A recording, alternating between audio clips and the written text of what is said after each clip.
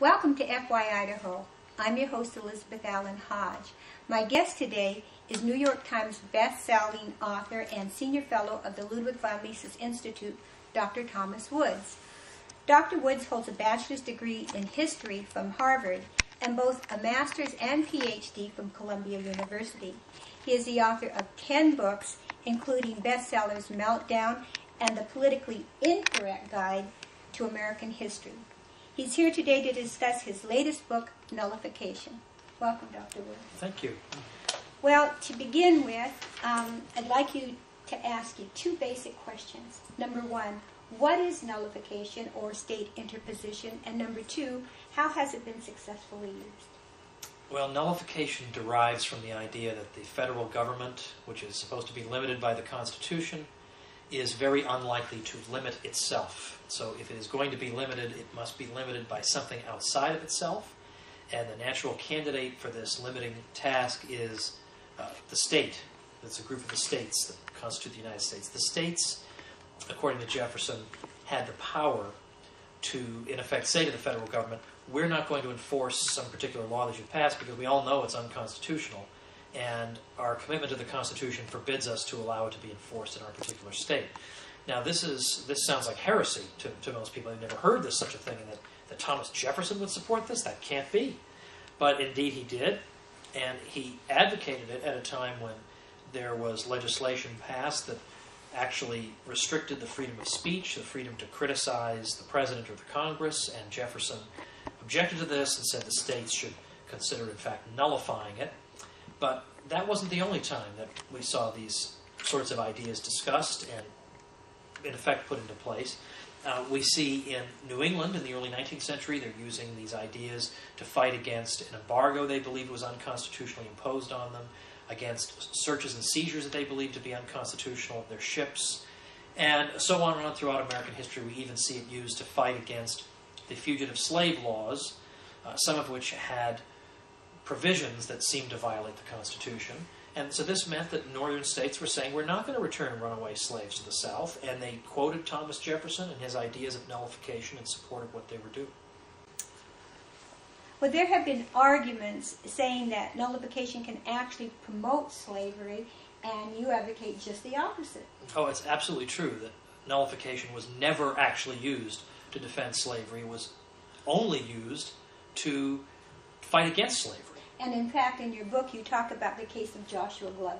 Joshua Glover's story is one of these great, totally forgotten stories of American history. He was a celebrated case in Wisconsin in the 1850s, but he's not part of our history books because his story doesn't conform to the narrative whereby the states are stupid and backward and the federal government is a great progressive force. What actually happened was Glover was accused of being a fugitive slave, a runaway slave. He'd been living in Wisconsin for some time without incident, and then one day a federal marshal nabbed him, threw him in jail, and was planning to take him out of the state.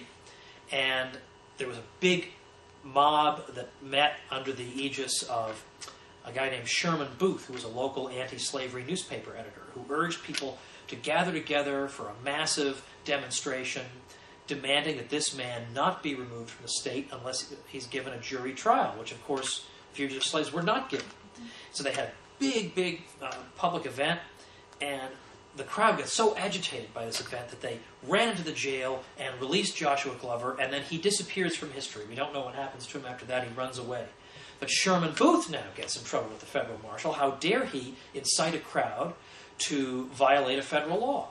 And so the story goes, I got all the details in the book here, Nullification, but to make a long story short, the Wisconsin Supreme Court consistently defends this guy. He applies for a writ of habeas corpus. They keep releasing him. The federal marshal keeps grabbing him, putting him back in jail. The Wisconsin Supreme Court declares the Fugitive Slave Act of 1850 to be unconstitutional. They quote from Thomas Jefferson and his principles of nullification. So this is really the opposite of what people are taught. People are taught that anytime you appeal to the powers of the states, you must have some sort of sinister intentions, or you want to oppress people, you want to support slavery. The actual historical record is so very much the opposite of this that it's eerily Orwellian to hear the truth, because you realize how deceived you've been. Yes. Okay. Now, You've talked about how various sections of the Constitution have been misinterpreted, and in particular, you address the General Welfare Clause, the Commerce Clause, and the Supremacy Clause. Could you take a few minutes to talk about Sure. this? Now, the General Welfare Clause of the Constitution is one that a lot of people today, without studying the Constitution, think must mean that the federal government can just do anything at all that might bring about the general welfare of the population. But we think about that. Obviously, any dictator in the world will claim that everything he's doing is for the general welfare. So it seems unlikely that that's what it really would mean. And then when we look at the records, what we find is that James Madison, who knew a little something about the Constitution, presumably, he said there would be no point in the Constitution in listing specific government powers that the government would have if we're then going to turn around and say, oh, and also, in addition to these things, do whatever you think would be good. Well, then why bother listing what the powers are? If this super-duper power would, in effect, include all possible powers. So he said, no. The General Welfare Clause simply means that when the federal government is in the process of carrying out its constitutional powers, it does so with an eye to the general well-being of the country. It doesn't try to enrich one section at the expense of another, but it engages in its programs for the general welfare. That's all it is. It is not an additional grant of powers that, yes, you can raise armies, yes, you can establish post offices, and then also you can do anything you want. I mean, there would be no point in that. It would make no sense. I guess that would make it a living document. It would indeed. It would indeed. And the Commerce Clause. The Commerce Clause involves the power of the federal government to regulate commerce.